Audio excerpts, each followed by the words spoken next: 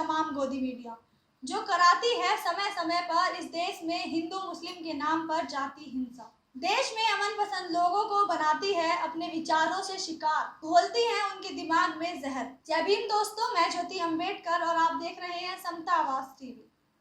देश में इतनी बड़ी घटना घट गई है, लेकिन रोहित सरहाना, अंजना ओम कश्यप, श्वेता सिंह, दीपक चौरसिया, रजत शर्मा और देश का ठेकेदार अर्नब गोस्वामी सभी के मुंह पर ताला लगा हुआ है।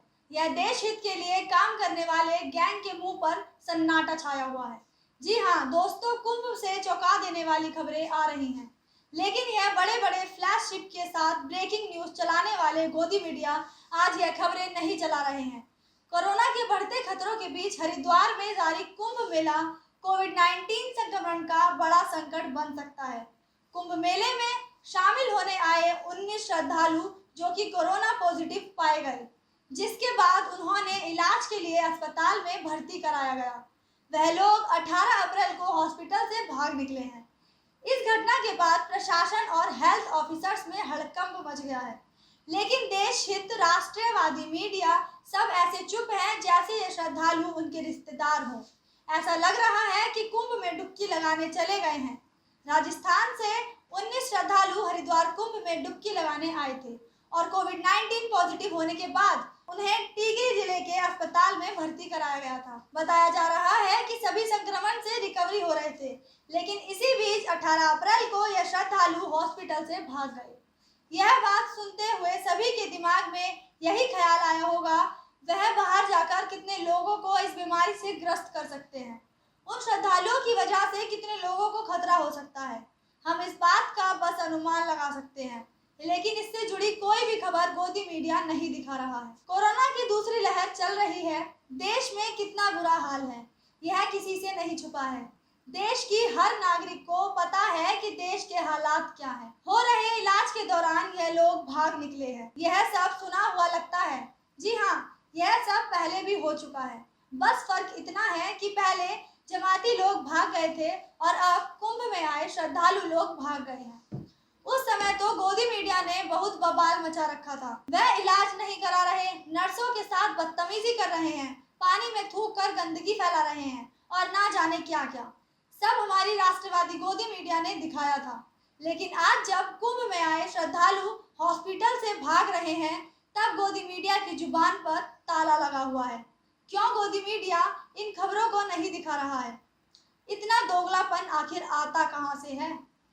जब मुसलमानों के खिलाफ खबर चलानी होती है, तब उस खबर में इतनी नफरत, इतना जहर मिलाकर परोसा जाता है जैसे मानो मुसलमानों ने इनका क्या बिगाड़ दिया हो। उन खबरों को दिखाते दिखाते यह आपको, हमें सभी को कितना बेइज्जत कर देते हैं। लेकिन अब बात हिंदू की है, तो इस गोदी मीडिया ने अपने मुंह पर ताला लगा लिया है और किसी भी चैनल पर कोई भी खबर नहीं है। हाँ, लेकिन जब पिछली साल मुसलमानों ने ऐसा किया था, तब तो मुसलमानों के खिलाफ ऐसी खबरों से न्यूज चैनल फटे जा रहे थे, जो कि बाद में नर्सों से बदतमीजी करना, इलाज ना करवाना, सब कुछ फर्जी निकला था। लेकिन फर्जी निकलने के बाद भी गोदी मीडिया ने यह खबरें नहीं दिखाई थी। वह ना ही अपने कारनामों के लिए माफी मांगी थी। आपको बताते चलें कि हेल्थ विभाग के एक अधिकारी ने टाइम्स ऑफ इंडिया से बातचीत करते हुए कहा कि इस मामले में एफआईआर दर्ज की गई है। इसके अलावा जिला प्रशासन ने इस बारे में राजस्थान सरकार को सूचित कर दिया है और अब कई राज्यों ने हरिद्वार में कुंभ से लौटे लोगों को 14 दिन के लिए घर में रहने के लिए अनिवार्य कर दिया है। क्वारंटाइन होने का आदेश भी दिया था। दरअसल 12, 13, 14 को कुंड में 50 लाख से ज्यादा लोगों ने स्नान किया था। उनके लौटने के बाद कई लोग कोरोना पॉजिटिव होने शुरू हो गए थे और कई बेवकूफ लोग तो बोलते हुए पाए गए, कोरोना क्या कोरोना का बाप, गंगा मैया में डुबकी लगाओगे तो कोरोना खुद ही डर कर भाग जाएगा। इन अनभक्तों से, इन बेदिमाग लोगों से कोई पूछे तो जरा, गंगा में नहाने से अगर रोग भागता हो तो डॉक्टर की क्या जरूरत? और फिर सरकार को भी यह घोषित कर देना चाहिए कि अब अस्पतालों की जरूरत नहीं है, शाही स्नान करो। कोई बीमारी हो तो गंगा में डुबकी लगाओ, कुत्ता काट ले तो गंगा में डुबकी लगाओ, एक्सीडेंट हो जाए तो गंगा में डुबकी लगाकर चोट सही कर लो, कोरोना हो जाए तो भी गंगा में डुबकी लगाकर बीमारी का इलाज कर लो। शाही स्नान पर 35 लाख लोग जुटे थे। यह 27 अप्रैल तक चलने वाली थी और इस कुंभ में अभी और लोग जुड़ने वाले थे। अगर 27 अप्रैल तक यह कुंभ इसी तरह से चलता रहता तो कोरोना से फिर कितने लोग ग्रसित हो जाएंगे, इसका अंदाजा नहीं लगाया जा सकता। कोरोना भारत में कितनी तेजी से फैल रहा है कि सरकार को बार बार देश में कर्फ्यू लगाने की जरूरत पड़ जाती है, लेकिन फिर भी सरकार ने कुंभ का नाहन रद्द नहीं किया। कोरोना के चलते गरीब लोग मर रहे हैं, भूखमरी हो रही है, पर सरकार के लिए यह कुंभ का नाहन जरूरी था। दिल्ली से लेकर मुंबई, इंदौर और पुणे जैसे शहरों में रोगियों को पलंग नहीं मिल रहे हैं और ऑक्सीजन की सुविधाएं तक नहीं मिल पा रही हैं, तो इन करोड़ों गंगा प्रेमी लोगों का क्या हाल होगा। भारत में चल रही इस महामारी के दौरान अखाड़ों के मुखिया ने बहुत साहस दिखाया। वह पाखंड में नहीं फंसे, उन्होंने कुंभ समाप्ति का फैसला लिया और एक मिसाल दी है। लेकिन अंध भक्तों को, गोबर भक्तों को यह बात समझ में नहीं आएगी। खुद केंद्रीय मंत्री जो भाजपा में शामिल होकर भी सोशल मीडिया पर गुहार लगा रहे थे कि प्लीज हेल्प कर दो, मेरा भाई को बेड नहीं मिल रहा है, फिर पोस्ट डिलीट करके सफाई देने लगे। जब कोरोना में केंद्र मंत्री को हेल्प नहीं मिल रही है तो स्थिति कितनी खतरनाक हो सकती है। आम जनता क्या करे, आम जनता का क्या होगा। सोशल मीडिया से लेकर हर जगह क्या खबरें फैल रही हैं। लोग मर रहे हैं, दवाई नहीं मिल पा रही है, अस्पताल में बेड्स नहीं है, ऑक्सीजन की बहुत समस्या है, लेकिन इन अंध भक्तों को कुछ समझ में नहीं आता है। वह तो यह कहते हैं कि गंगा मैया में डुबकी लगाओगे तो सारी बीमारियां दूर हो जाएंगी। कोरोना खुद डरकर गंगा मैया से भाग जाएगा। जब इस देश में मुसलमानों से जुड़ी कोई खबर होती है तब यह गोदी मीडिया उस खबर को खोद कर निकालता है और पब्लिक में इतनी अफवाह फैला देता है। लेकिन जब अब हिंदुओं की बात आई है तो गोदी मीडिया एकदम चुप पड़ा है।